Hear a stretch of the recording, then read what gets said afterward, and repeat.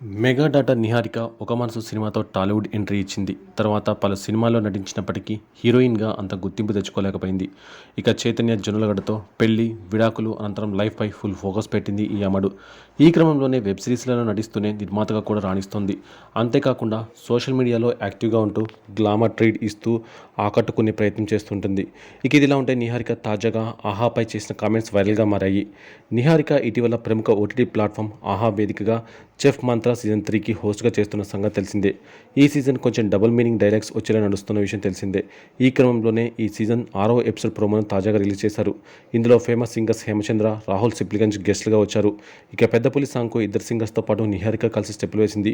దీంతో రాహుల్ ఈ సాంగ్ నిహారికతో పాడించాలి అనగా దానికి నిహారిక అప్పుడు ఆహాకి ఇదే లాస్ట్ ఎపిసోడ్ అవుతుంది అనడంతో అక్కడ ఉన్న వారంతా నవ్వేశారు. ఇంకా ప్రోమోలో కొన్ని సీన్స్, క్వశ్చన్స్ నవ్వులు పోయించాయి. ప్రస్తుతం ఇందుకు సంబంధించిన ప్రోమో నెట్టింట వైరల్ అవుతుంది. ఫుల్ ఎపిసోడ్ త్వరలో